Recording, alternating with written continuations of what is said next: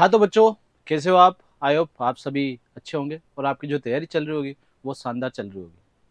तो मैं सोनू नागर, फिजिक्स फैकल्टी, रॉयल के डिजिटल प्लेटफॉर्म पे आपका स्वागत है। तो जैसे कि आप देख रहे थे कि जो जेट की रामबाण सीरीज है वो कंटिन्यू अपन आगे बढ़ा रहे हैं, और उसी की सीक्वेंस को आगे बढ़ाते हुए आज अपन और क्वेश्चन लेके आए हैं जो जेट के मोस्ट इंपोर्टेंट PYQ होंगे। ठीक है, तो आज की क्लास में अपन जेट के PYQ का डिस्कस करेंगे जो 2013 से लेकर 2025 तक के अपने पास PYQ होंगे। तो इससे अपन को बहुत हेल्प, बहुत मदद मिलेगी कि जेट किस तरह के क्वेश्चन पूछता है, किस पैटर्न पर जेट के क्वेश्चन अपन को करने होते हैं। ठीक है, तो अपन बिना किसी देरी के शुरुआत करते हैं आज के इस क्लास को। तो आज की क्लास का जो पहला क्वेश्चन होगा आपके स्क्रीन पर ये रहा। तो बच्चे पहले क्वेश्चन को आप पढ़िए और पहले क्वेश्चन को पढ़ के आप खुद से ट्राई कीजिए। तो पहला क्वेश्चन होता है, विद्युत विभव दूरी के साथ किस प्रकार परिवर्तित होता है। तो विद्युत विभव का दूरी के साथ आपको रिलेशन दे रखा है, संबंध दे रखा है। यहाँ पर v equal to ax minus b x cube दे रखा है, जहाँ पर a और b एक नियतांक है, स्थिरांक है। तो विद्युत क्षेत्र की तीव्रता मतलब ई शून्य कहाँ पर होगी, किस स्थिति पर होगी, ये आपसे पूछा गया है। तो बच्चों ध्यान से देखिए, electric potential very with distance, electric potential का डिस्टेंस के साथ रिलेशन आपको गिवन है, बोर्ड पे लिखा हुआ है, जहाँ पर ए और बी एक कांस्टेंट है, ए और बी कोई कांस्टेंट टर्म है। तो आपको बताना है कि आप कहाँ पर, where is the electric field intensity will be zero, कि कहाँ पर इलेक्ट्रिक फील्ड जीरो होगी। तो वो आपको पोजीशन कैलकुलेट करनी है, किस पोजीशन पर इलेक्ट्रिक फील्ड जीरो होगी। तो इस तरह के क्वेश्चन अपन जनरली क्लास नोट्स में अपन करवाते हैं। तो वहां से आपको एक रिलेशन पता होता है कि रिलेशन ई इक्वल टू क्या होता है, minus dv by d are. और आर क्या होता है, डिस्टेंस। यहाँ पर डिस्टेंस क्या दे रखा है, एक्स दे रखा है। तो इलेक्ट्रिक फील्ड का पोटेंशियल के साथ डिस्टेंस के साथ क्या रिलेशन होता है, वो E equal to minus dV बार डीवी अपॉन डी एक्स होता है। क्या बच्चों ये रिलेशन सभी को पता है? तो इस रिलेशन से अपन को क्या कैलकुलेट करना है, इस रिलेशन से अपन को एक ऐसा पॉइंट कैलकुलेट करना है, एक ऐसी ऐसी पोजीशन कैलकुलेट करनी है जहां पर इलेक्ट्रिक फील्ड क्या हो, जीरो हो जाए। तो बच्चों ऐसी पोजीशन इलेक्ट्रिक फील्ड जीरो करने के लिए पहले अपन को इलेक्ट्रिक फील्ड की वैल्यू निकालनी पड़ेगी, फिर उसको जीरो के इक्वल करना पड़ेगा। अब इलेक्ट्रिक फील्ड की वैल्यू कहाँ से मिलेगी, इलेक्ट्रिक फील्ड की वैल्यू अपन को गिवन ही है। अपन को किसका फंक्शन गिवन है, पोटेंशियल का फंक्शन गिवन है। जब पोटेंशियल का फंक्शन गिवन है उससे इलेक्ट्रिक फील्ड कैसे फाइंड करते हैं, जब पोटेंशियल का फंक्शन गिवन उससे इलेक्ट्रिक फील्ड फाइंड करते हैं अपन। ये रिलेशन रहा अपने पास। तो रिलेशन ई इक्वल टू क्या होता है, माइनस का डीवी बाई डी एक्स। तो यहां से आप ई इक्वल टू लिखूंगा मैं, तो minus dV by d x, इसका क्या करूंगा मैं, एक्स के रेस्पेक्ट में इंटीग्रेशन डिफरेंशिएशन करूंगा। तो एक्स का एक्स के रेस्पेक्ट में डिफरेंशिएशन क्या हो जाएगा, ए हो जाएगा। माइनस बी एक्स क्यूब का आपको पता है डिफरेंशिएशन सभी को आता है, बी को कांस्टेंट रहेगा। और थ्री एक्स एक्स क्यूब का कितना हो जाएगा, थ्री एक्स स्क्वायर हो जाएगा। ये क्या अपने पास इलेक्ट्रिक फील्ड आ गया।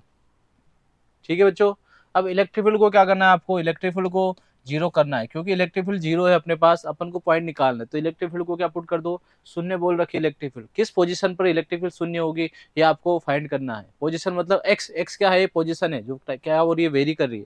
एक्स पोजीशन के साथ, एक्स डिस्टेंस के साथ इलेक्ट्रिक फील्ड क्या होगी, वेरी होगी। क्यों, क्योंकि पोटेंशियल क्या कर रहा है, वेरी कर रहा है। तो यहाँ से इलेक्ट्रिक फील्ड को आपने जीरो पुट किया, यहाँ से मैं एक्स की वैल्यू कैलकुलेट करूंगा। तो यहाँ से एक्स की वैल्यू क्या हो जाएगी, एक्स की वैल्यू हो जाएगी अपने पास, इसको इक्वल टू जीरो करूंगा तो a equal to three b x square, अरे हो जाएगी बच्चों। तो यहाँ से three a equal to three b x square, तो एक्स की वैल्यू यहाँ से अपने पास एक्स स्क्वायर इक्वल टू आ गया ए अपॉन थ्री बी। तो एक्स की यहाँ पर अपन को दो वैल्यू मिलेगी, रूट में एक तो प्लस की एक्स की वैल्यू और यहाँ पर माइनस की एक्स की वैल्यू। तो एक्स की वैल्यू हो जाएगी अपने पास रूट ए अपॉन थ्री बी, ये दूसरी एक्स की वैल्यू हो जाएगी एक्स इक्वल टू माइनस का ए अपॉन थ्री बी। क्या बात है, पोजीशन एक्स में भी हो सकती है, पोजीशन वाई में भी हो सकती है। ठीक है, तो एक्स की वेरी कर रही है, यहाँ पर वेरी विद डिस्टेंस, डिस्टेंस के साथ वेरी कर रही है। तो अपने पास कौन सा ऑप्शन सही होगा, अपने पास फोर्थ ऑप्शन सही हो जाएगा। क्या बात क्लियर है बच्चों, पोजीशन, इस पोजीशन पे भी electric field x equal to root a by b पर भी होगी और x equal to minus root a by b पर भी। आपको पता है एक्स स्क्वायर इक्वल टू, तो प्लस माइनस वैल्यू आती है जब रूट हटाते तो अपन। क्लियर है बात। तो इस तरह के क्वेश्चन में आपको ये रिलेशन याद रखना पड़ेगा, इलेक्ट्रिक फील्ड और पोटेंशियल में क्या होता है। ठीक है, इसके साथ ही मैं आपको एक चीज और बता दी दोस्तों, इसके साथ एक्स्ट्रा, कि इलेक्ट्रिक फील्ड अगर जीरो होती है, जहां पर भी इलेक्ट्रिक फील्ड जीरो होती है वहां पर चेंज इन पोटेंशियल क्या होता है, कांस्टेंट होता है। Potential change in potential zero होता है बट पोटेंशियल क्या होता है, कांस्टेंट होता है, नियत होता है। याद रहेगा ये चीज आपको याद रखने की। जहां पर इलेक्ट्रिक फील्ड जीरो होगा, जैसे कोई भी कंडक्टर है, कंडक्टर के अंदर कोई भी चालक है, चालक के अंदर इलेक्ट्रिक फील्ड क्या होता है बच्चों, चालक के अंदर इलेक्ट्रिक फील्ड जीरो होता है।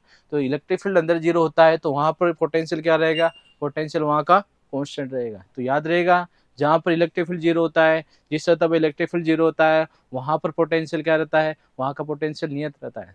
तो किसी भी चालक के अंदर, किसी भी चालक गोले के अंदर इलेक्ट्रिक फील्ड क्या होगा, जीरो होगा, बट वहां का जो पोटेंशियल है, पोटेंशियल वहां का नियत होगा। पोटेंशियल नियत बोल रहा हूँ बच्चों, ना कि पोटेंशियल डिफरेंस में नियत बोल रहा हूँ। पोटेंशियल डिफरेंस जीरो होगा, बट पोटेंशियल क्या होगा, नियत होगा। पोटेंशियल डिफरेंस का मतलब होता है दो बिंदुओं का पोटेंशियल, दो बिंदुओं का विभव का अंतर, उसको विभवांतर बोलते हैं, पोटेंशियल डिफरेंस बोलते हैं। बट किसी बिंदु का आपको पोटेंशियल लिखना है तो उसको वी बोलते हैं। और दो बिंदुओं के बीच का जो विभव होता है, पोटेंशियल डिफरेंस होता है, उसको डेल्टा वी बोलते हैं। तो डेल्टा वी तो जीरो होगा, बट वी क्या होगा, नियत होगा। बट कहां पर होगा, इलेक्ट्रिक फील्ड क्या होगी, याद रहेगा। दूसरी चीज आपको याद रखनी है कि इलेक्ट्रिक फील्ड की डायरेक्शन में अगर जाओगे आप, इलेक्ट्रिक फील्ड की डायरेक्शन में जाने पर पोटेंशियल के, जैसे यहाँ पर आपको बता दूं मैं, ये इलेक्ट्रिक फील्ड है, यूनिफॉर्म इलेक्ट्रिक फील्ड है। अगर मैं आपसे पूछूं ए पॉइंट का पोटेंशियल ज्यादा होगा, बी पॉइंट का पोटेंशियल ज्यादा होगा, तो याद रखना है कि इलेक्ट्रिक फील्ड की डायरेक्शन इधर है। इलेक्ट्रिक फील्ड की डायरेक्शन में जाने पर पोटेंशियल क्या हो जाता है, डिक्रीज हो जाता है। तो डिक्रीज होगा तो ऑब्वियसली बात है, ए का ज्यादा होगा और बी का कम होगा। इलेक्ट्रिक फील्ड की डायरेक्शन में, क्योंकि वहां पर रिलेशन में क्या होता है, माइनस होता है, E equal to minus dV by d r बताया था मैंने। तो इलेक्ट्रिक फील्ड की डायरेक्शन में जाओगे तो पोटेंशियल क्या होता जाएगा, डिक्रीज होता जाएगा। तो इधर से इधर जाओगे तो डिक्रीज होगा, तो बी पर कम आएगा, ए पर ज्यादा हो जाएगा। तो इलेक्ट पोटेंशियल बी का ज्यादा होगा और ए का, बी का कम होगा और ए का क्या होगा, ज्यादा होगा। याद रहेगा बच्चों ये बात। चलिए, इसके बाद अगर मैं बात करूं, एक होता है समविभव पृष्ठ, equipotential surface. Equi potential surface, equipotential surface क्या होती है, इसको अपन हिंदी में बोलते हैं समविभव पृष्ठ। ये पॉइंट भी आपको याद रखना है, समविभव पृष्ठ, इक्विपोटेंशियल, ऐसी सरफेस, इक्विपोटेंशियल सरफेस, ऐसी सरफेस जिस पर पोटेंशियल क्या हो, सेम हो, potential equal at all point, at all point, ऐसी सरफेस जिसके हर पॉइंट पर क्या हो, पोटेंशियल सेम हो, उसको अपन इक्विपोटेंशियल सरफेस बोलते हैं। और हमेशा जो इक्विपोटेंशियल सरफेस होती है वो इलेक्ट्रिक फील्ड के क्या होती है, परपेंडिकुलर। इलेक्ट्रिक फील्ड के डायरेक्शन के क्या होगी, इक्विपोटेंशियल सरफेस परपेंडिकुलर होगी। तो यहाँ पे इलेक्ट्रिक फील्ड की डायरेक्शन ऐसे है, अगर मैं इक्विपोटेंशियल सरफेस बनाऊं तो इक्विपोटेंशियल सरफेस कैसे बनेगी बच्चों, इक्विपोटेंशियल सरफेस इस तरीके से इसके परपेंडिकुलर बनेगी, समझ रहे हो, इस तरीके से खड़ी है। ये इलेक्ट्रिक फील्ड इधर है, इक्विपोटेंशियल सरफेस है, तो इसके हर पॉइंट पे यहाँ का पोटेंशियल, यहाँ का पोटेंशियल, हर पॉइंट का पोटेंशियल क्या होगा, यहाँ का पोटेंशियल, यहाँ का पोटेंशियल, यहाँ का पोटेंशियल, हर पॉइंट का पोटेंशियल क्या होगा, सेम होगा। तो यहाँ का पोटेंशियल, हर पॉइंट का पोटेंशियल सेम है। तो याद रखना, इलेक्ट्रिक फील्ड के परपेंडिकुलर, इलेक्ट्रिक फील्ड के परपेंडिकुलर डायरेक्शन में पोटेंशियल क्या रहेगा, सेम है। जैसे मैं आपसे बी का और सी डी, मैं आपसे पूछूं, जो सी का पोटेंशियल होगा वही बी का पोटेंशियल होगा और वही डी का पोटेंशियल होगा, क्योंकि दोनों जो तीनों पॉइंट है वो तीनों पॉइंट एक ही पोटेंशियल सरफेस के पॉइंट है। ये तीनों पॉइंट एक ही पोटेंशियल सरफेस पर आ जाएंगे, और तीनों पॉइंट जब एक ही पोटेंशियल सरफेस पर आ जाएंगे तो तीनों का पोटेंशियल क्या होगा, सेम होगा। तो याद रखना, इलेक्ट्रिक फील्ड के परपेंडिकुलर डायरेक्शन में पोटेंशियल क्या होगा, सेम होगा। इलेक्ट्रिक फील्ड के डायरेक्शन में पोटेंशियल क्या होगा, डिक्रीज होगा, याद रहेगा।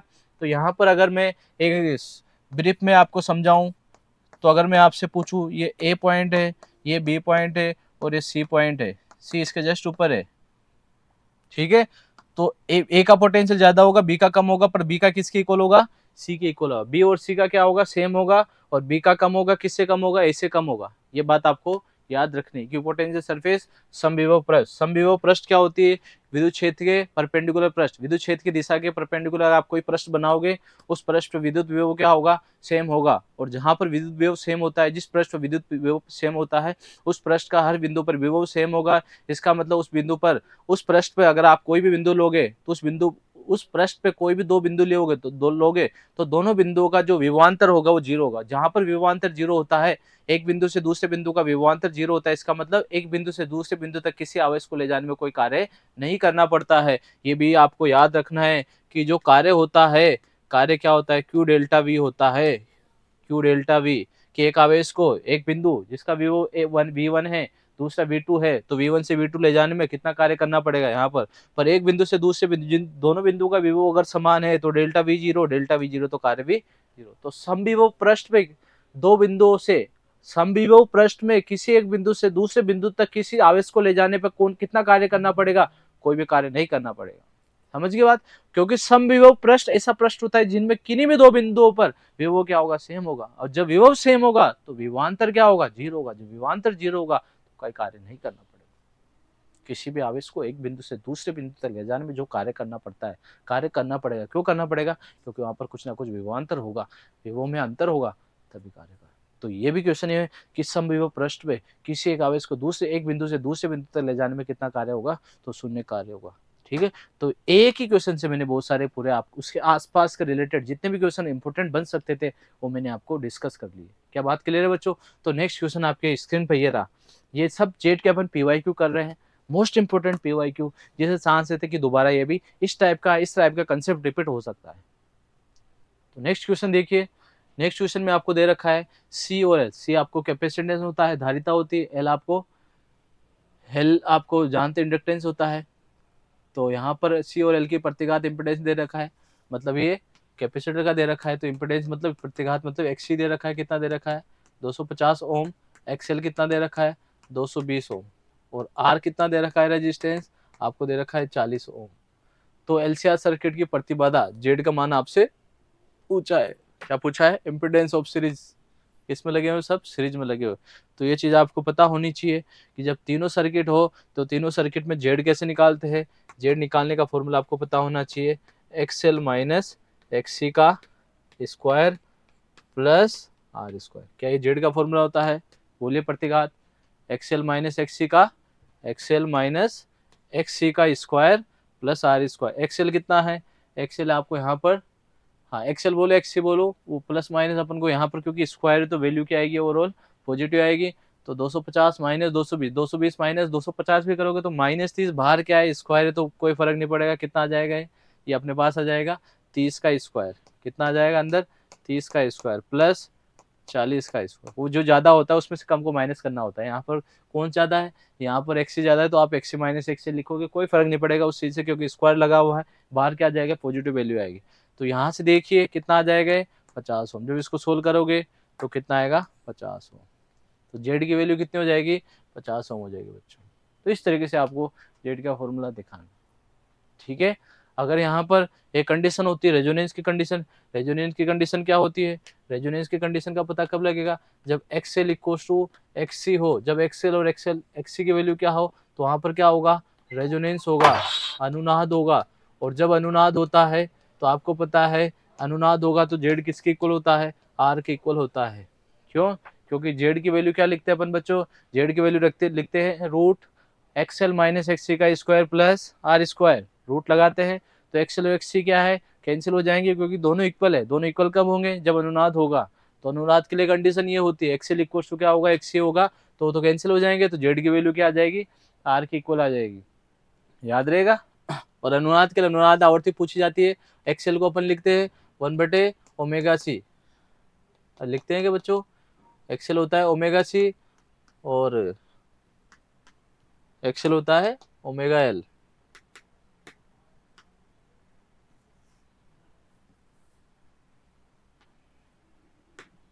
ये हो जाएगा बच्चों, एक्सी तो हो जाएगा 1/ओमेगा सी और एक्सएल हो जाएगा ओमेगा एल। तो यहाँ से ओमेगा को उधर लेके जाओगे तो ओमेगा स्क्वायर इक्वल्स हो गया 1/LC और ओमेगा इक्वल्स हो गया 1/√LC।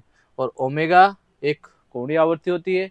अगर आपको ओनली आवृत्ति पूछे तो बेटा ओमेगा होता है 2πf, और 2πf में √1/LC हो जाएगा। तो अगर आपको f फाइंड करना हो तो बेटा 2π को नीचे लाना पड़ेगा और ये हो जाएगा 1/√LC। तो ये फॉर्मूला याद रहेगा कि जो अनुनाद फ्रीक्वेंसी होती है, अनुनाद आवृत्ति होती है, उसका फॉर्मूला होता है 1/2π√L/C। आपको पता होना चाहिए 1/L क्या होता है? यहाँ पर 1/L होता है यहाँ पर इंडक्टेंस और ये होता है कैपेसिटेंस। ठीक है, प्रेरकत्व। और सी क्या होता है? धारिता। ठीक है, 1/√1/LC याद रहेगा फॉर्मूला, √1/LC। ठीक है, तो एफ की वैल्यू क्या हो जाएगी? 1/2π। ठीक है, या फिर रूट के अंदर वन को रूट क्या होता है? 1 ही होता है। ठीक है, तो ये भी अनुनाद के लिए अपन को कंडीशन याद है। तो मैं वो क्वेश्चन डिस्कस कर रहा हूँ, जो यहाँ पर क्वेश्चन है वो तो है ही से, उसके आसपास से रिलेटेड कितने क्वेश्चन और बन सकते हैं आगे एग्जाम में, तो उसको उन क्वेश्चन को भी मैं उसके आसपास से एटलीस्ट 5 से 6 क्वेश्चन में आपको और डिस्कस कर रहा हूँ, ताकि उनके आसपास अगर कोई भी क्वेश्चन आए इस कंसेप्ट के आसपास तो अपन उसको छोड़ के नहीं आए। ठीक है बच्चों, ये भी मोस्ट इंपोर्टेंट क्वेश्चन है। मुक्त स्थान, मुक्त स्थान का मतलब होता है फ्री स्पेस, वैक्यूम। वैक्यूम में विद्युत चुम्बकीय तरंग का वेग कितना होता है? वैक्यूम की बात हो रही बेटा यहाँ पर, तो वैक्यूम के लिए अपन को लिखना होता है, याद करना होता है। वैक्यूम के लिए कितना होता है? इसी speed of light in vacuum क्या होता है? 1/√μ0 एप्सिलॉन नॉट, अरे होता है वैक्यूम के लिए। अगर किसी मीडियम की बात हो जाए तो मीडियम में लाइट की स्पीड क्या होती है? मीडियम में लाइट की स्पीड होती है 1/, यहाँ पर ये परमिटिविटी किसकी है? यहाँ पर विद्युतशीलता, और यहाँ पर चुंबकशीलता किसकी लिखी है अपन? यहाँ पर वैक्यूम की लिखी है। अगर माध्यम हो तो फिर माध्यम की लिखेंगे, अरे एप्सिलॉन एम म्यू एम लिखेंगे। बताइए, माध्यम की लिखेंगे। और आपको पता है कि माध्यम का म्यू एम क्या होता है? जो माध्यम का म्यू एम होता है वो होता है म्यू आर म्यू नोट। और माध्यम की विद्युतशीलता क्या होती है? ये होती है एप्सिलॉन आर और एप्सिलॉन नोट। ठीक है, जब यहाँ पर इसको बोलते हैं अपन पारगम्यता, इसको बोलते हैं विद्युतशीलता। ठीक है, डाइलेक्ट्रिक जिसको बोलते हैं, और ये होगा पारगम्यता। ठीक है, तो जब इसको यहाँ पे पुट करूंगा तो ये दोनों रूट में ले जाएंगे, और ये वी नोट से वी नोट क्या बन जाएगा? सी बन जाएगा। तो ये क्या हो जाएगा? याद रखना, c upon mu r epsilon r. ठीक है, ये होती है सापेक्षिक पारगम्यता, सापेक्षिक विद्युतशीलता। याद रहेगा, म्यू आर एप्सिलॉन, सापेक्षिक पारगम्यता और सापेक्षिक विद्युतशीलता। C upon root mu r epsilon, c की वैल्यू। अब यहाँ पर ये तो किसकी बताई? माध्यम की। और ये किसकी है? याद रखना, ये किसकी है? ये निर्वात की। ये किसकी है? माध्यम की। तो यहाँ पर अपन से निर्वात की पूछे तो निर्वात का तो क्या हो जाएगा? ये हो जाएगा। ठीक है, दोनों किसकी आ जाएंगी? म्यू नोट एप्सिलॉन नोट निर्वात की आ जाएगी, फ्री स्पेस की आ जाएगी। ठीक है, और अगर कोई माध्यम की दे तो माध्यम के लिए पूरा यूज करना पड़ेगा। ठीक है, तो बच्चों ये भी आपको फॉर्मूला बेस्ड क्वेश्चन है, फॉर्मूला आपको याद रखना। नेक्स्ट क्वेश्चन अपन यहाँ पर पूरा 11-12 सोल्व कर रहे हैं, याद रखना बच्चों, है ना। 11-12 के जो भी PYQ पूरे सब चैप्टर को मिक्स करते हुए जो क्वेश्चन इंपोर्टेंट क्वेश्चन बनते हैं उनको मैं लेके आया हूँ आज की क्लास के लिए। तो नेक्स्ट क्वेश्चन आपके स्क्रीन पर लिखा हुआ है, 200 वोल्ट के विभवांतर से त्वरित, विभवांतर दे दिया, 200 वोल्ट के विभवांतर से त्वरित एक इलेक्ट्रॉन से संबंधित डी ब्रोगली तरंग दैर्घ्य क्या होगी? डी ब्रोगली तरंग दैर्घ्य वाला क्वेश्चन आ गया, और आपसे क्या पूछिए? वेवलेंथ पूछिए, इलेक्ट्रॉन की वेवलेंथ। तो आपको बेटा पता होगा, डायरेक्ट इलेक्ट्रॉन की डी ब्रोगली वेवलेंथ निकालने के लिए अपने पास इलेक्ट्रॉन की डी ब्रोगली वेवलेंथ निकालने के डायरेक्ट एक फॉर्मूला होता है। जब इलेक्ट्रॉन हो तो √150/V। और ये किस में आती है बेटा? ये डी ब्रोगली वेवलेंथ आती है एंगस्ट्रॉम में। किस में आती है? एंगस्ट्रॉम में। याद रहेगा, या फिर आपने ये नहीं देखा होगा तो ये देखा होगा, 12.27/√V। बात एक ही है, दोनों में कोई अंतर नहीं। मैंने क्या कर दिया? इस 150 को बाहर निकाल के रख दिया। तो 150 का रूट क्या होता है? 12.27 होता है, और √V का √V। तो दोनों में कोई डिफरेंस नहीं है, सिर्फ बस मैंने इसमें रूट अंदर रख दिया, इसमें रूट खोल के बाहर।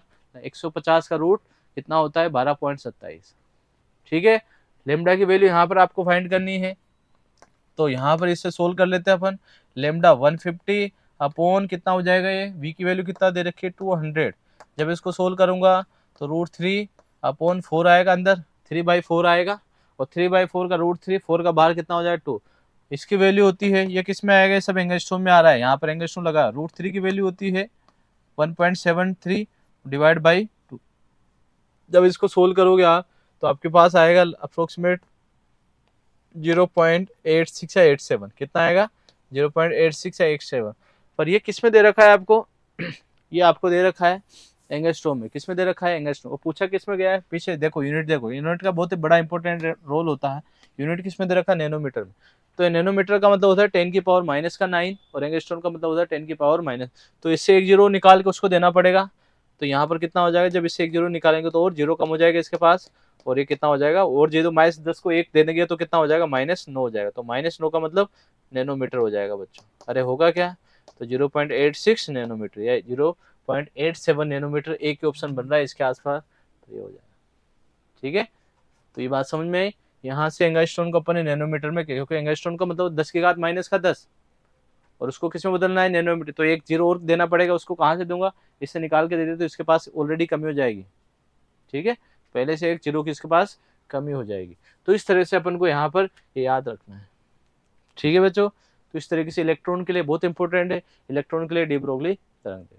ठीक है, अगर इलेक्ट्रॉन की आपसे एनर्जी पूछ ले तो जो पोटेंशियल आया, आपका जो पोटेंशियल है उसको क्या कर दो, इलेक्ट्रॉन वोल्ट में कन्वर्ट कर दो। जैसे अगर इसको अपन में त्वरित करता, 200 वोल्ट से त्वरित किया, तो ये तो क्या है, विभवांतर है इसका। मैं आपसे पूछा इसके पास, इस इलेक्ट्रॉन के पास कितनी एनर्जी, तो इस इलेक्ट्रॉन के पास कितनी एनर्जी हो जाएगी, 200 इलेक्ट्रॉन वोल्ट। कितनी एनर्जी हो जाएगी बच्चों, एनर्जी पूछते तो इलेक्ट्रॉन वोल्ट में आएगी, अगर ओनली विभवांतर पूछा है तो किस में आएगा, वोल्ट में आएगा। ठीक है, तो ये आपको याद रखना है, इलेक्ट्रॉन के लिए बहुत इंपॉर्टेंट होता है। इलेक्ट्रॉन के लिए डी ब्रोगली वेवलेंथ क्या होता है, डी ब्रोगली वेवलेंथ के मैं आपको इसके आसपास के और फॉर्मूले बता दूं कि जो लेमडा होता है, लेमडा का फॉर्मूला, डी ब्रोगली वेवलेंथ का जो फॉर्मूला होता है वो किसी भी पार्टिकल के लिए, पहले बात तो डी ब्रोगली ने क्या बोला था, डी ब्रोगली ने बोला था कि कोई भी मूविंग पार्टिकल होता है उससे क्या होती है, एक वेव एसोसिएट होते हैं, उस वेव को अपन मैटर वेव बोलते हैं, और उस वेव की जो वेवलेंथ होगी उसको डी ब्रोगली वेवलेंथ बोलते हैं। इसका मतलब ये है कि डी ब्रोगली ने ऐसे बोला कि कोई भी पार्टिकल अगर मूव कर रहा होगा तो क्या बनाएगा, वेव बनाएगा, और वेव बनाएगा तो कौन सी वेव बनाएगा, द्रव्य तरंगे, मैटर वेव बनाएगा। और अब आपको पता है कि कोई भी तरंगे होती है तो उसकी क्या होती है, तरंग दैर्ध्य होती है। तो तरंग दैर्ध्य के फॉर्मूला दिया था डी ब्रोगली ने। डी ब्रोगली साइंटिस्ट का नाम है जिसने जो कोई पार्टिकल, मूविंग पार्टिकल होता है उसके लिए जो तरंग बनाएगा, उस तरंग के तरंग दैर्ध्य निकालने के जिसने फॉर्मूले दिए थे। तो उन्हीं फॉर्मूलों को अपन, उन्हीं तरंग दैर्ध्य के फॉर्मूलों को उसके नाम पर बोल देते हैं कि उस तरंग दैर्ध्य को डी ब्रोगली तरंग दैर्ध्य बोला जाता है। तो डी ब्रोगली तरंग दैर्ध्य का फॉर्मूला होता है किसी भी मूविंग कण के लिए, किसी मूविंग पार्टिकल के लिए, lambda equals to h by p. P क्या होता है, उस पार्टिकल का संवेग, और संवेग क्या होता है, एमवी होता है, याद रहेगा। तो ये भी याद रखना है, जो लेमडा होता है वो संवेग के क्या होता है, व्युत्क्रमानुपाती होता है। कभी कभी ग्राफ पूछ ले तो लेमडा और पी का जो ग्राफ आएगा वो इस तरह से घटता हुआ आएगा, क्योंकि एक चीज बढ़ेगी तो दूसरी चीज क्या होगी, घटेगी। दोनों एक दूसरे के क्या होते हैं, व्युत्क्रमानुपाती। एच बाई एम बी बोलो, या फिर आपको पता है एच बाई एम बी बोलो, या फिर अपन इसको काइनेटिक एनर्जी की फॉर्म में भी लिख सकते हैं, h upon root two m K E. K E क्या होता है, उस मूविंग पार्टिकल की काइनेटिक एनर्जी। ये कब लगाना है, जब मोमेंटम दे रखा हो। ये कब लगाना है, जब मास और वेलोसिटी दे रखा हो। ये कब लगाना है, जब आपको काइनेटिक एनर्जी दे रखा हो। एक और फॉर्मूला है, इसको ऐसे भी लिख सकते हैं अपन, टू एम के काइनेटिक एनर्जी, और काइनेटिक एनर्जी को अपन लिख सकते हैं, कोई भी चार्ज पार्टिकल होता है तो kinetic energy equals to q V. क्या हो जाएगा, kinetic energy equals to q V. Q क्या होता है, चार्ज होता है, वी क्या होता है, विभवांतर होता है, जिसको अपन त्वरित कर रहे हैं। कि किसी भी आवेश को, कोई भी त्वरित आवेश है तो त्वरित आवेश क्यों, क्योंकि उसको कुछ ना कुछ विद्युत क्षेत्र मिला होगा, विद्युत क्षेत्र की वजह से विभवांतर आया होगा, तो kinetic energy equals to q V. तो काइनेटिक एनर्जी की जगह क्या रख दिया मैंने, क्यू वी रख दिया। क्यू क्या होता है, जो चार्ज पार्टिकल है उसका आवेश, उसका चार्ज कितना है, और वी क्या होता है, उसका विभवांतर, कि आपने उसको किस पोटेंशियल डिफरेंस दिया। ठीक है, तो ये सब क्या होते हैं, डी ब्रोगली वेवलेंथ के फॉर्मूले होते हैं। याद रह गई चीजें, तो ये चीजें आपको साथ के साथ ही बाकी फॉर्मूले भी याद करने। तो नेक्स्ट क्वेश्चन आपका आ रहा है, तो इसका हो गया था, ये वाला क्वेश्चन तो अपन ने कर लिया था। ठीक है, इसके बाद फिर नेक्स्ट क्वेश्चन है, 2 सेंटीमीटर त्रिज्या की एक 10 मोड़ वाली वर्ताकार कुंडली में 1 एम्पियर, ये क्या लिखा हुआ है, 1 एम्पियर लिखा हुआ है, 1 एम्पियर की धारा बह रही है। कुंडली के केंद्र पर चुंबकीय प्रेरण, चुंबकीय प्रेरण बोलो या मैग्नेटिक फील्ड बोलो, इंडक्शन, मैग्नेटिक इंडक्शन और मैग्नेटिक फील्ड इंटेंसिटी बेटा बी बात एक ही होती है, जिसको अपन टेस्ला में मेजर करते हैं, जिसका ऐसा यूनिट टेस्ला होता है। विद्युत क्षेत्र का, विद्युत क्षेत्र की तीव्रता या फिर चुंबकीय प्रेरण, तीनों का मतलब एक ही होता है। तो कुंडली मतलब एक वर्ताकार कुंडली, ये वर्ताकार, पर उसमें क्या है, बहुत सारे ऐसे फेरे हैं लगे हुए, एक ही टर्न नहीं, उसमें बहुत सारे टर्न है। तो आपको पता होगा अगर कुंडली का एक लूप होता है तो उसकी वजह से जो मैग्नेटिक फील्ड होता है वो होता है म्यू नोट आई अपॉन 2r। कितना होता है, mu naught I upon 2r। But यहाँ पर आपको पता है उसके कितने फेरे दे रखे हैं, n फेरे, तो एक फेरे का म्यू नोट अपॉन 2r होता है, तो n फेरों का कितना हो जाएगा, म्यू नोट आई 2r को क्या कर देंगे, म्यू नोट आई अपॉन 2r को n से गुणा कर देंगे, ताकि सभी फेरों की वजह से केंद्र पर चुंबकीय क्षेत्र मिल जाए। तो यहाँ से आपको पता होगा अपन को क्या क्या दे रखा है data, mu naught, mu naught की वैल्यू क्या होती है बच्चों, म्यू नोट की वैल्यू होती है 4 पॉइंट मल्टीप्लाई 10 की पावर माइनस का 7। आई कितना दे रखा है, 1 एम्पेयर दे रखा है। एन की वैल्यू कितना दे रखी है, नंबर ऑफ टर्न कितना दे रखा है, 10 दे रखे हैं। 2 आर क्षेत्र त्रिज्या कितनी दे रखी है, 2 सेंटीमीटर। सेंटीमीटर को किस में कन्वर्ट करना पड़ेगा, मीटर में, ताकि अपने पास जो भी विद्युत क्षेत्र निकलेगा वो विद्युत क्षेत्र का यूनिट क्या होना चाहिए बच्चों, उसका यूनिट एसआई होना चाहिए, क्योंकि अपने सभी वैल्यू एसआई मात्रक में पुट किए, तो जो यहाँ पर निकल के आएगा चुंबकीय क्षेत्र का वो मात्रक भी कैसा आएगा, एसआई निकल के आएगा। और विद्युत क्षेत्र का एसआई मात्रक क्या होता है, विद्युत क्षेत्र की तीव्रता का एसआई मात्रक क्या होता है बच्चों, टेस्ला होता है। क्या होता है, टेस्ला। तो सोल्व करो इसको, 2 इंटू 2 इंटू 4 कट गया, यहाँ से हो जाएगा अपने पास 10 की पावर माइनस 2 पर जाएगा। तो प्लस -2 पर जाएगा तो 10 की पावर +2 हो जाएगा, तो ये कितना हो गया 3, ये कितना रह जाएगा, तो यहाँ से क्या पाई मल्टीप्लाई 10 की पावर ये 3 हो जाएगा, -7 क्या माइनस का 4 बचेगा, पाई मल्टीप्लाई 10 की पावर -4, क्या ये बचेगा क्या, 4 से 4 कैंसिल कर दिया अपन ने, ये 10 की पावर 3 ऊपर हो जाएगा, प्लस का 3 -7 प्लस का 3 माइनस का 4, तो ये कितना हो जाएगा टेस्ला हो जाएगा। क्या बच्चों क्लियर है? आई की वैल्यू आपको दे ही रखी है, रेडियस आपने पुट कर दी 4 पाई से 4 पाई, और पाई की वैल्यू को आप क्या लिखते हो, पाई की वैल्यू हो जाएगी 3.14 10 की पावर -4 टेस्ला। ठीक है, तो कौन सा ऑप्शन मैच कर रहा है, फर्स्ट ऑप्शन मैच कर रहा है। बोलिए बच्चों, तो इस तरह के क्वेश्चन अपन को आने चाहिए। फॉर्मूला क्या लगाया मैंने, फॉर्मूला देखिए, एक सर्कुलर कोयल की वजह से कितना होता है, mu not I upon 2r होता है। ठीक है, और अगर यही एक वर्ताकार वायर होता, अनंत लंबाई का तार होता, तो उसकी वजह से उसकी लंबवत दूरी r पर, उसकी लंबवत दूरी r, तार से लंबवत दूरी r पर बिंदु p पर जो चुंबकीय क्षेत्र होता है उसका फॉर्मूला क्या होता है बच्चों, उसका फॉर्मूला होता है mu not I upon 2πr। क्या होता है, mu not I upon 2πr, याद रहेगा। चलिए, तो इसका आंसर अपन को मिल गया है। हाँ, नेक्स्ट क्वेश्चन की तरफ, लॉजिक गेट, तो आपको दे रखा है ए और बी दो इनपुट है, ए और बी किसी गेट के दो इनपुट है, सी क्या है आउटपुट है, तो बोला गया है लॉजिक गेट कौन सा होगा। अब आपको लॉजिक गेट इसमें पहचानना है। एंड गेट, एंड गेट का आपको पता होना, बूलियन एक्सप्रेशन, बूलियन व्यंजक क्या होता है एंड गेट का, A dot B equal to क्या है, ये इनपुट होते हैं दो, और सी क्या होता है आउटपुट। तो ए की वैल्यू कितना दे रखी है 1, बी की वैल्यू कितना दे रखी है 1, तो सी भी कितना आता है 1, पर सी कितना बोल रखा है उसने 0 आना चाहिए। दूसरा गेट और गेट, इनको देख ले पहले, आसान आसान को देख लेते हैं अपन। ए प्लस बी, और गेट का क्या होता है, ये किसका होता है सिंबल, बट ये गलत हो गया क्योंकि ए डॉट ए क्या होता है 1, उसने कितना आना चाहिए उसके अकॉर्डिंग सी आना चाहिए। ये कौन सा गेट है, एंड गेट, कौन सा गेट है एंड गेट। एक होता है अपने पास और गेट, और गेट में क्या होता है ए प्लस बी इक्वल टू क्या होता है सी, ए की वैल्यू कितना है 1, बी की वैल्यू कितना है, तो सी की वैल्यू भी कितना आनी चाहिए 1, बट उसने ये किसका है, ये किसका है, ये है और गेट का, पर आउटपुट कितना आना चाहिए 1, तो ना तो एंड गेट होगा ना और गेट होगा। इसके बाद फिर अपने पास दो और दे रहा है, एक्स और गेट और एक्स नोर गेट। एक्स और गेट का आपको याद रखना है, एक्स और गेट का क्या होता है, इसका बूलियन एक्सप्रेशन होता है ए डॉट बी का बार प्लस ए बार डॉट बी। ठीक है, ये एक्स और का होता है, और ये किसका होता है एक्स नोर का, A dot B plus A dot B का बार। ठीक है, अब चेक कर लीजिए यहाँ पर कि किसकी वजह से अपन को आंसर मिलेगा, तो एक्स और को, ये दोनों तो हैंगे ही नहीं, यहाँ पर इन दोनों को चेक करते, ये भी नहीं होगा ये भी नहीं होगा। अब दोनों को चेक करते हैं एक्स और का।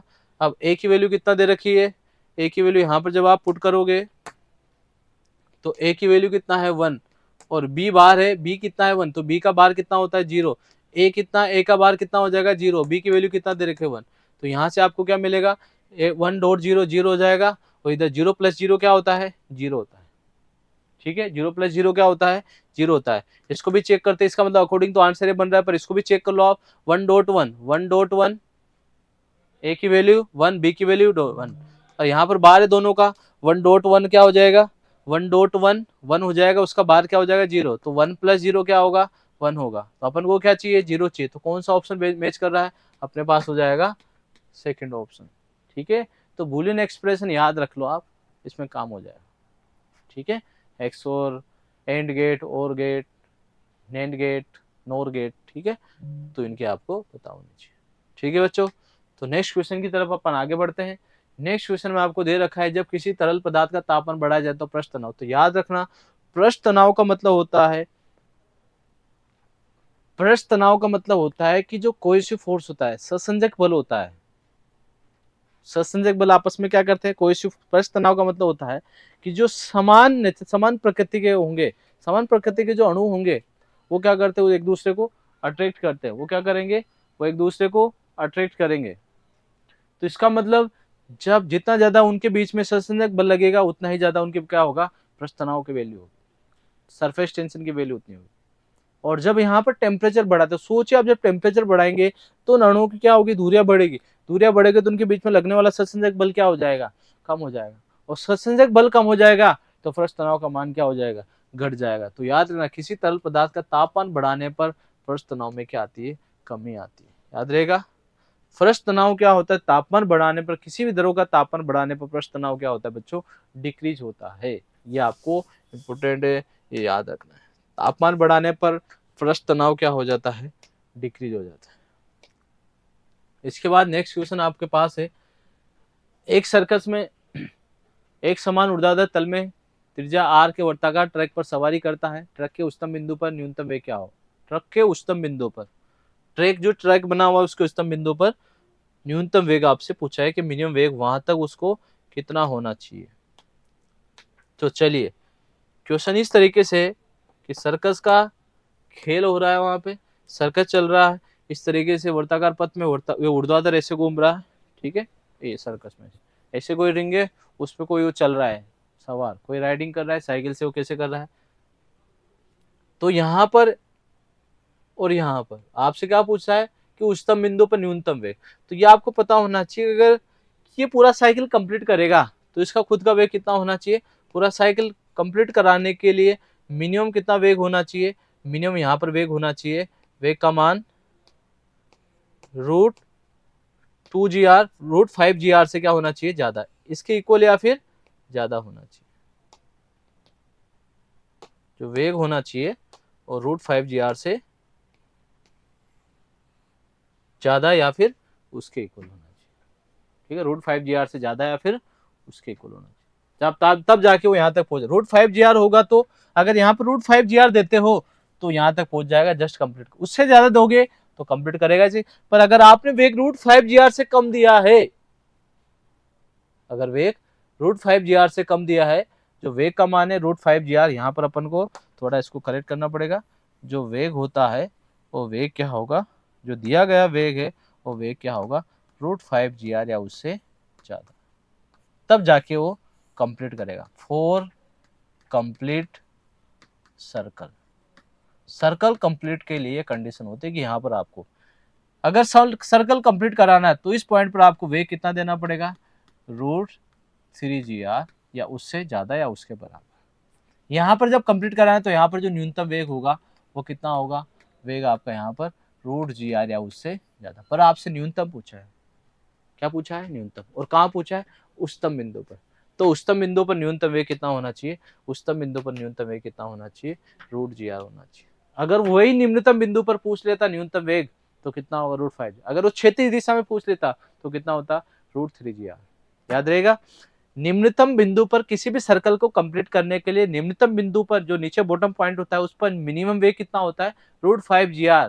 इतना मिनिमम √5 GR दोगे तभी वो कंप्लीट कर पाएगा, उससे कम दोगे तो कंप्लीट नहीं करेगा सर्कल को, बीच में से वापस आ जाएगा।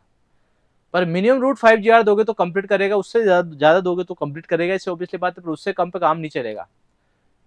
और उच्चतम बिंदु पर जब नीचे 5 GR दोगे आप तो ऊपर कितना होगा, GR, यहाँ इधर बीच में कितना होगा, √3 GR। याद रहेगा, उससे ज्यादा देंगे तो उससे के अकॉर्डिंग क्या होता जाएगा, वो बढ़ता जाएगा। तो इसका आंसर क्या होगा, करेक्ट आंसर √GR। तो यहाँ पर रॉयल स्कॉलरशिप प्रोग्राम आपके लेके आया है जेट CUET 2027 के लिए। पेपर मोड आपका ऑनलाइन होगा, पेपर पैटर्न पूरा CUET पर बेस होगा, सिलेबस आपका 11th-12th का होगा। Exam fees only minimum exam fees रखी गई 10 रुपये, ठीक है। और मीडियम क्या होंगे, मीडियम दोनों होंगे, बहुत इंग्लिश और हिंदी दोनों में मीडियम में आपके पेपर होंगे। एग्जाम डेट आपकी लिखी हुई है 29 जून 2026। टाइमिंग होगा आपका एग्जाम का 4 बजे से 6 बजे के बीच। ज़्यादा डिटेल के लिए आप QR लगा हुआ है उसको स्कैन कीजिए और यहाँ से आप इस ज़्यादा डिटेल। नेक्स्ट क्वेश्चन आपको दे रखा है कि खिलाड़ी गेंद को के गतिज ऊर्जा देकर 36 से 45 डिग्री कोण पर बनाकर फेंकता है। एक कोई आदमी है, एक खिलाड़ी है जो एक कण को 36 के साथ 45 डिग्री कोण पर फेंक रहा है और उसकी गति ऊर्जा के है, कण की जो पार्टिकल फेंक रहा है उसकी गति ऊर्जा के। तो प्रक्षेपक के उच्चतम बिंदु पर गेंद की गति ऊर्जा आपसे पूछिए। तो इसको क्वेश्चन को यहाँ पर अगर अपन करें तो किस तरह से करेंगे इसको, यहाँ पर आपको प्रक्षेपक गति वाला क्वेश्चन है। पार्टिकल को आपने ऐसे फेंका 36 के साथ कितने कोण से, 30 डिग्री के कोण से, और किस वेग से फेंका है, यू वेग से फेंका सपोज करो। तो यहाँ से जब फेंका है प्रक्षेपक बिंदु पर इसकी गति ऊर्जा, तो गति ऊर्जा वेक्टर राशि तो नहीं होती, सदिश राशि होती है। तो डायरेक्ट क्या लिख दो, हाफ mv² लिख दो। इसकी वेलोसिटी कितना है, हाफ mv², ऐसे लिखेंगे। तो जो प्रक्षेपक बिंदु पर इसकी गति ऊर्जा, कण की गति ऊर्जा कितनी होगी, हाफ mu²। यू यहाँ पर आपको मान लिया, यू मान लिया प्रारंभिक वेग, इससे फेंका होगा। उच्चतम बिंदु पर, उच्चतम बिंदु पर आपको पता होना कि उच्चतम बिंदु पर ओनली इसका कौन सा कंपोनेंट रहता है, ओनली ओरिजेंटल कंपोनेंट रहता है वेलोसिटी का। वर्टिकल कंपोनेंट क्या हो जाता है, वो वेलोसिटी का मैक्सिमम हाइट पर 0 हो जाता है। तो मैं आपसे पूछूं, बताइए कि यहाँ पर इस पार्टिकल के पास अभी कितना वेग है, तो आप बोलोगे इसका वेग कितना हो जाएगा, u cos 30। u cos 30 कितना होता है, 30 आप जानते हो, u cos 30, यहां से कोस, हाँ सॉरी, एंगल कितना दे रखा है, 45 दे रखा है। एंगल कितना दे रखा है अपन को, 45 दे रखा है। तो थोड़ा यहाँ पर अपन करेक्ट कर लेते हैं, एंगल अपन को 45 गिवन है, तो यहाँ पर कोस 45 लिख देंगे। एंगल आपको डाटा में जो गिवन है वो कोस 45 गिवन है, तो कोस 45 डिग्री। कोस 45 कितना होता है, 1/√2। तो u की वैल्यू कितना होगी, मतलब इसका यहाँ पर वेग कितना होगा, क्षैतिज वेग u/√2। अब यहाँ पर जो गति ऊर्जा बनेगी वो इसी वेग से बनेगी। तो यहाँ पर उच्चतम बिंदु पर मैक्सिमम हाइट पर जो गति ऊर्जा होगी, मैक्सिमम हाइट पर जो गति ऊर्जा होगी, गति ऊर्जा का फॉर्मूला तो आपको पता है, हाफ एम इसका मास थोड़ी बदलेगा, पर u की जगह v की जगह क्या हो गया, u/√2 का स्क्वायर। तो यहाँ से जब इसको लिखोगे तो half m u square upon 2 हो जाएगा। पर इसको अपन क्या बोलते हैं, के की फॉर्म में आपको आंसर निकालना है। तो हाफ एम यू स्क्वायर क्या होता है, प्रारंभिक के होता है जो यहाँ पर लिखा था अपन ने, और 2 एक्स्ट्रा आ रहा है, इसका मतलब k/2 हो जाएगा। तो उच्चतम बिंदु पर गति ऊर्जा कितनी हो जाएगी, आधी रह जाएगी, k/2। अगर यहाँ पर गति ऊर्जा k है तो यहाँ पर क्या हो जाएगी, k/2। क्या बात क्लियर है। तो इस तरह के यहाँ पर आप जो क्वेश्चन है पक्ष प्रगति का वो याद रखना है। इससे रिलेटेड आसपास के जो क्वेश्चन है कि मैक्सिमम हाइट का फॉर्मूला क्या होता है, अगर आपसे पूछ ले कि मैक्सिमम हाइट कितना जाएगा पार्टिकल, तो मैक्सिमम हाइट का फॉर्मूला होता है u स्क्वायर साइन स्क्वायर थीटा/2g। यहाँ से अपन से रेंज भी कैलकुलेट करा लेगा। रेंज का फॉर्मूला क्या होता है, रेंज का फॉर्मूला होता है u स्क्वायर साइन 2θ/g। यहाँ से अपन से वो टाइम ऑफ फ्लाइट, आवर्तकाल, उड्डयन काल का फॉर्मूला पूछ सकता है। तो उड्डयन काल का फॉर्मूला होता है 2u sin θ/g। तो इस तरीके से ये 3 फॉर्मूले भी आपको साथ के साथ इंपॉर्टेंट है, ये भी आपको याद रखना है कि पार्टिकल को आपने थीटा कोण से 37 के साथ थीटा कोण से फेंका है तो कितनी अधिकतम ऊंचाई तक जाएगा, उसकी परास क्या होगी, उसके रेंज क्या होगी, उसका उड्डयन काल क्या होगा, टाइम ऑफ फ्लाइट क्या होगा। तो साथ के साथ ये 3 फॉर्मूले भी आपको याद रखना है क्योंकि इनसे क्वेश्चन पूछा जा चुका है पहले भी। नेक्स्ट क्वेश्चन की तरफ आगे बढ़ते हैं। तार के बने, तार के बने, तार लिखा हुआ है, तार के बने 0.02 मीटर त्रिज्या के एक क्षैतिज वर्तित छल्ले को वाले पृष्ठ तनाव भार खींचा जाता है, तो खींचने के लिए आवश्यक बल का आपको क्या पूछा गया है, परिकलन कीजिए, कितना बल उस पर लगेगा। क्षैतिज वर्ताकार छल्ला है, इस तरीके से आपको मिलेगा वर्ताकार छल्ला, इस तरीके से, ठीक है, क्षैतिज वर्ताकार छल्ला बोल रखा है। horizontal circular loop of wire of radius 0.02 meter is pulled out of a liquid of surface tension of 0.075 Newton. Determine the force required to pull it. अब जब किसी चीज को आपने देखा, फील किया होगा कि किसी चीज को अपन सरफेस से, पानी की सरफेस या किसी लिक्विड की सरफेस से उठाते तो ऐसा लगता है कि लिक्विड की सरफेस उसको क्या कर रही है, नीचे खींच रही है। तो जो खींच रही है, जिस फोर्स से खींच रही है, वो फोर्स किसकी वजह से जनरेट हो रहा है, वो सरफेस टेंशन की वजह से जनरेट। आप देखना, कभी फील करना कि कांच का जो गिलास होता है, कांच के गिलास को कांच के टेबल पर रखना और उसको उठाने की कोशिश, आपको ऐसा लग रहा है कि गिलास आसानी से नहीं उठ रहा है। क्यों नहीं उठ रहा है, क्योंकि जो लिक्विड सरफेस है वो लिक्विड सरफेस कांच को क्या कर रहा है, अडेसिव, कांच के क्या हो रहा है, अडेसिव हो रहा है। वहां पर क्या लग रहा है, उनके बीच में सरफेस टेंशन लग रहा है। तो सरफेस टेंशन चाहेगा कि उस ग्लास को क्या करना, नीचे लाना चाहेगा। तो नीचे की तरफ सरफेस टेंशन की वजह से क्या लग रहा है, फोर्स, तो अपन को ऊपर क्या लगाना पड़ेगा, कुछ एक्स्ट्रा फोर्स लगाना पड़ेगा। तो यहाँ पर वैसा ही है, ये लिक्विड की सरफेस, तो जब आप इसको खींचोगे तो आपको ऐसा फील होगा कि लिक्विड की सरफेस पर रखा है, तो लिक्विड की सरफेस इस तार को क्या कर रहे होगे, इस फ्रेम को क्या कर रहे होगे, नीचे की तरफ खींच रही होगी, ठीक है। तो इस तरह के, तो लिक्विड वायर है, तो लिक्विड में क्या होगी, दो सरफेस होगी, एक तो बाहर वाली सरफेस होगी, जैसे वायर है ना, इसको ऐसे घुमा दूं तो सरफेस, इसकी दो सरफेस, एक तो बाहर वाली सरफेस, एक अंदर वाली, क्योंकि सरफेस टेंशन सरफेस की प्रॉपर्टी होती है। तो इसमें दो सरफेस होगी, तो यहाँ से पता है बाहर वाली कितना लगाएगी, T × 2πr, क्योंकि फोर्स कितना होता है, सरफेस टेंशन की वजह से जो फोर्स होता है T × लेंथ होता है, पता है सभी को। T = क्या होता है, फोर्स अपॉन लेंथ, तो F = क्या हो जाएगा, T × लेंथ। अब लेंथ एक तो बाहर वाली, पूरी लेंथ कितनी हो जाएगी टोटल वायर की, 2πr हो जाएगी, तो बाहर वाली एक अंदर वाली, तो इसको क्या कर दूंगा मैं, 2 से मल्टीप्लाई। अब खींचने के लिए आपको इतना फोर्स लगाना पड़ेगा, तो ये कितना हो जाएगा, 4πr multiply t equal to required force. तो 4 पाई आर की वैल्यू कितना दे रखी है, यहाँ से आपको आर दे रखा है, रेडियस दे रखा है 0.02 मीटर, ठीक है, 0.02 मीटर, और टेंशन कितना दे रखा है 0.07 न्यूटन पर मीटर। तो इतना फोर्स रिक्वायर्ड होगा। यहाँ से अपन को इसको डेसिमल कर 10 की पावर में कन्वर्ट कर ले, तो यहाँ से 10 की पावर -2 हो जाएगा, 10 की पावर -3 हो जाएगा। तो इसको ऐसे लिख दूँ 4 पाई 2 मल्टीप्लाई 75 10 की पावर -5 इक्वल्स टू एफ। जब इसको सोल्व करेंगे तो सोल्व करने पर आपको क्या मिलेगा, ये कितना हो जाएगा 75 मल्टीप्लाई 4 300 होता है, 300 मल्टीप्लाई तो हो जाएगा 6 पाई 100 हो जाएगा। 75 को 4 से मल्टीप्लाई करेंगे तो 300 हो जाएगा, 300 मल्टीप्लाई टू 600 पाई 10 के पावर -5, ये न्यूटन में आ जाएगा फोर्स। और चाहे तो अपन इसको बदल दे, 3 पाई इसको दे 6 मल्टीप्लाई 3.14 बोल दे, और 2 जीरो इसको दे दे तो 10 की पावर -3 रह जाएगा, और एफ हो जाएगा। इसको मल्टीप्लाई कर दो, ये हो जाएगा 24, ये हो जाएगा 8, और ये हो जाएगा 18। तो इतना आ जाएगा लगभग 18.84 10 की पावर -3। तो इस तरह का मिल रहा है।